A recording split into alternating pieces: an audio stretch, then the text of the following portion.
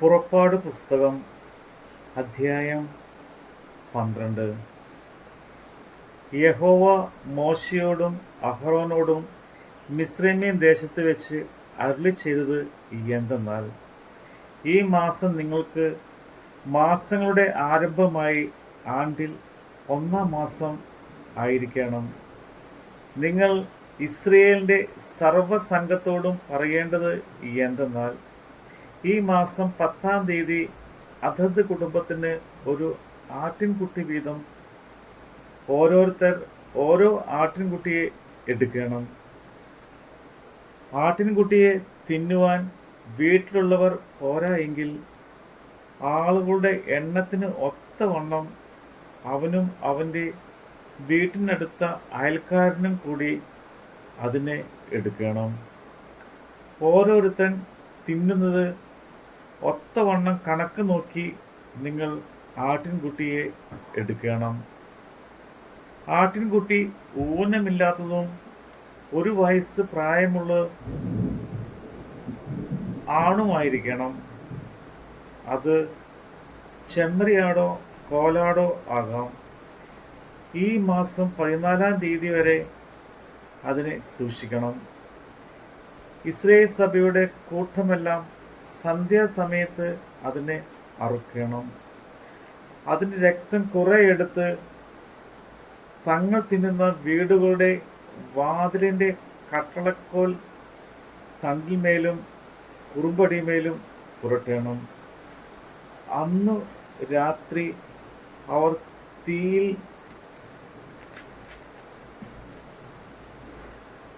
ചുട്ടതായ ആ മാംസവും പുളിപ്പില്ലാത്ത അപ്പവും തിന്നണം. കയ്പ് ചിരിയോടുകൂടെ അത് തിന്നണം. തലയും കാലും അന്തർഭാഗങ്ങളുമായി തീയിൽ ചുട്ടിട്ടില്ലാത്ത പച്ചയായിട്ടോ വെള്ളത്തിൽ പുഴുങ്ങിയതായിട്ടോ തിന്നരുത്. പിറ്റന്നാൾ കാലത്തേക്ക് അതിൽ ഒട്ടും ശേഷിപ്പിക്കരുത്. പിറ്റന്നാൾ കാലത്തേക്ക് ശേഷിപ്പിക്കുന്നത് നിങ്ങൾ തീയിലിട്ട് ചുട്ടുകളയണം. അര കെട്ടിയും കാലിന് ചെരുപ്പിട്ടും കയ്യിൽ വടി പിടിച്ചുകൊണ്ട് നിങ്ങൾ തിന്നണം.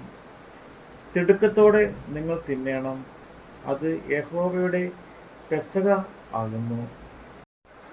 ഈ രാത്രിയിൽ ഞാൻ മിസ്രയീം ദേശത്തുകൂടെ കടന്ന് മിസ്രയീം ദേശത്തുള്ള മനുഷ്യൻ്റെയും മൃഗത്തിൻ്റെയും കടിഞ്ഞൂലുകളൊക്കെയും സംഹരിക്കും. മിസ്രയീമിലെ സകല ദേവന്മാരിലും ഞാൻ ന്യായവിധി നടത്തും. ഞാൻ യഹോവ ആകുന്നു. നിങ്ങൾ പാർക്കുന്ന വീടുകളിന്മേൽ രക്തം അടയാളമായിരിക്കും. ഞാൻ രക്തം കാണുമ്പോൾ നിങ്ങളെ ഒഴിഞ്ഞ് കടന്നുപോകും. ഞാൻ മിസ്രയീം ദേശത്തെ ബാധിക്കുന്ന ബാധ നിങ്ങൾക്കും നാശഹേതുവായി തീരുകയില്ല. ഈ ദിവസം നിങ്ങൾക്ക് ഓർമ്മ നാളായിരിക്കണം. നിങ്ങൾ ഇത് യഹോവയ്ക്ക് ഉത്സവമായി ആചരിക്കണം.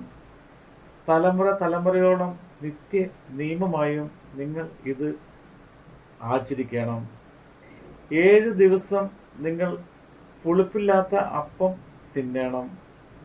1-ാം ദിവസം തന്നെ പുളിമാവ് നിങ്ങളുടെ വീടുകളിൽ നിന്ന് നീക്കണം.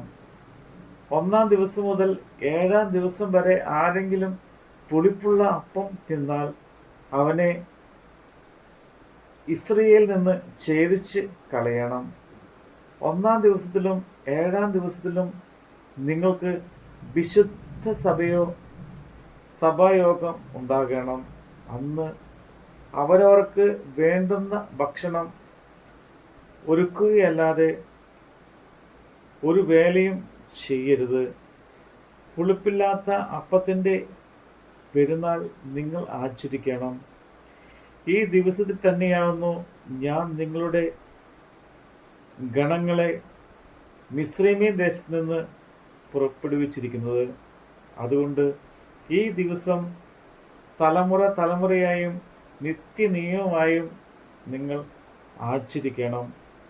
ഒന്നാം മാസം 14-ാം തീയതി വൈകുന്നേരം മുതൽ ഈ മാസം 21-ാം തീയതി വൈകുന്നേരം വരെ നിങ്ങൾ പുളിപ്പില്ലാത്ത അപ്പം തിന്നണം. 7 ദിവസം നിങ്ങളുടെ വീടുകളിൽ പുളിമാവ് കാണരുത്. ആരെങ്കിലും പുളിച്ചത് തിന്നാൽ പരദേശിയായാലും സ്വദേശിയായാലും അവനെ ഇസ്രായേൽ ദേശത്ത് നിന്ന് ഛേദിച്ച് കളയണം. പുളിച്ചത് യാതൊന്നും നിങ്ങൾ തിന്നരുത്. നിങ്ങളുടെ വാസസ്ഥലങ്ങളിലെല്ലാം പുളിപ്പില്ലാത്ത അപ്പം തിന്നണം.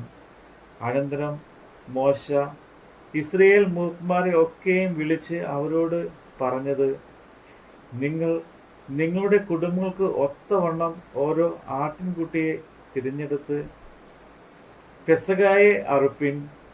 ഈ സോപ്പ് ചെടിയുടെ ഒരു കെട്ട് എടുത്ത് കിണ്ണത്തിലുള്ള രക്തത്തിൽ മുക്കി കിണ്ണത്തിലുള്ള രക്തം കുറുപടിമേലും കട്ലക്കോൾ തണ്ടിന്മേലും തേക്കണം. പിറ്റന്നാൾ വെളുക്കും വരെ നിങ്ങളിൽ ആരും വീടിന്റെ വാതിക്കൽ പുറത്തിറങ്ങരുത്. യഹോവ മിസ്രയീമ്യരെ ദണ്ഡിപ്പിക്കേണ്ടതിന് കടന്നു വരും. എന്നാൽ കുറുമ്പടിമേലും കട്ലക്കോൾ തണ്ടിന്മേലും രക്തം കാണുമ്പോൾ യഹോവ വാതിൽ ഒഴിഞ്ഞ് കടന്നുപോകും.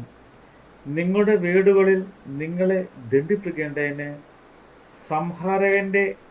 സംഹാരകൻ വരുവാൻ സമ്മതിക്കുകയില്ല.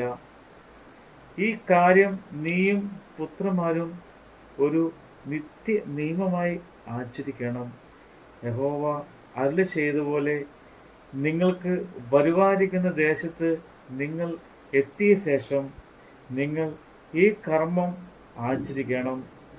ഈ കർമ്മം എന്തെന്ന് നിങ്ങളുടെ മക്കൾ നിങ്ങളോട് ചോദിക്കുമ്പോൾ മിസ്രയീമ്യരെ ദണ്ഡിപ്പിക്കുന്നതിൽ മിസ്രയീമിൽ നിന്ന് ഇസ്രായേൽ മക്കളുടെ വീടുകളെ ഒഴിഞ്ഞ് കടന്ന് നമ്മുടെ വീടുകളെ രക്ഷിച്ച യഹോവയുടെ പെസഹ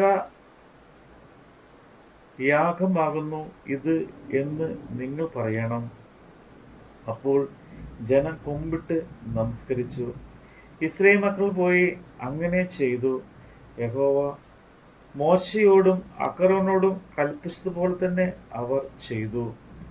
അർദ്ധരാത്രിയിലോ സിംഹാസനത്തിലിരുന്ന ഫറവോന്റെ ആദ്യജാതി മുതൽ കുണ്ടറയിൽ കിടന്ന തടവുകാരന്റെ ആദ്യജാതം വരെയും മിസ്രയീം ദേശത്തിലെ ആദ്യജാതന്മാരെയും മൃഗങ്ങളുടെ കടിഞ്ഞൂലുകളൊക്കെയും എല്ലാം യഹോവ സംഹരിച്ചു.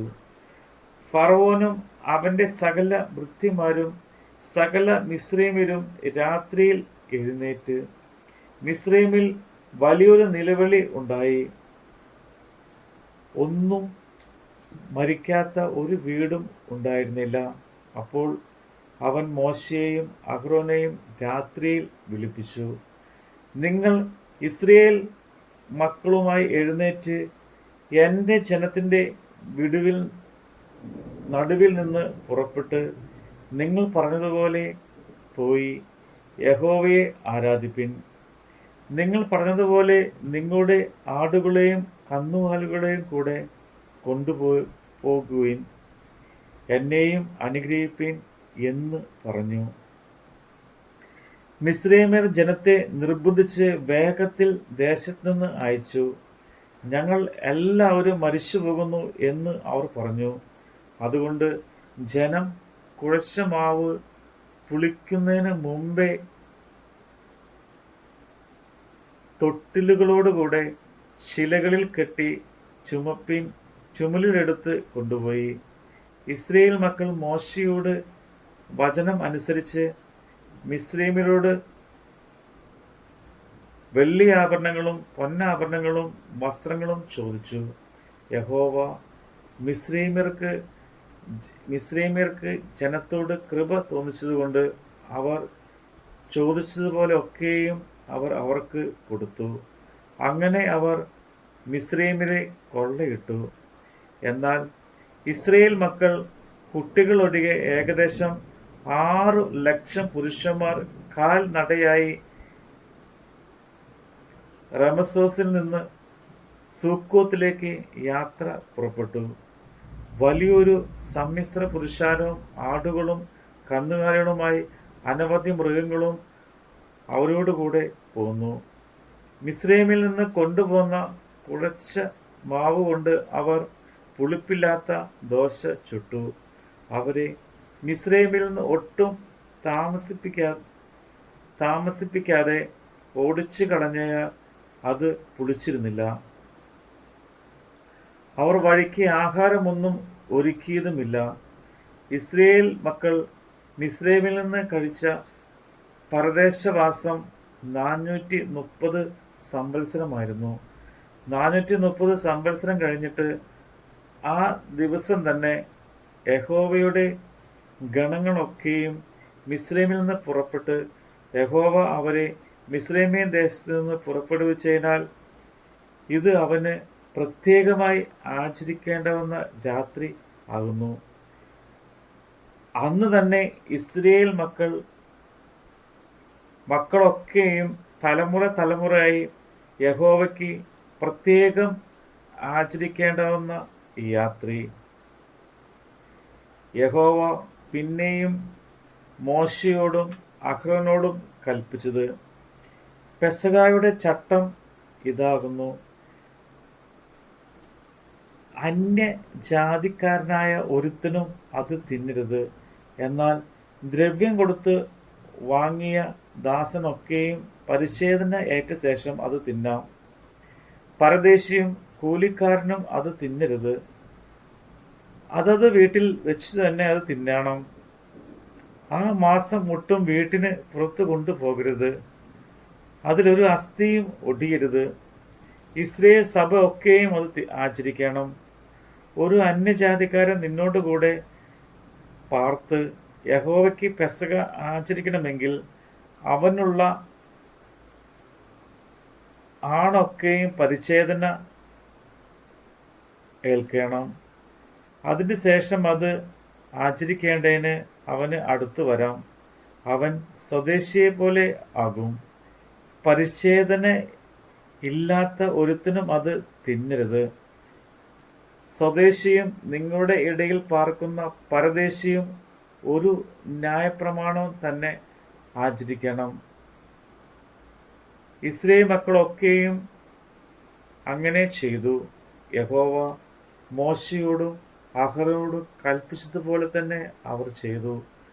അന്ന് തന്നെ യഹോവ ഇസ്രായേൽ മക്കളെ ഗണമായി മിസ്രൈമിയൻ ദേശത്ത് നിന്ന് പുറപ്പെടുവിച്ചു. നമ്മുടെ കർത്താവിൻ്റെ വചനമാണ് നമ്മൾ കേട്ടത്.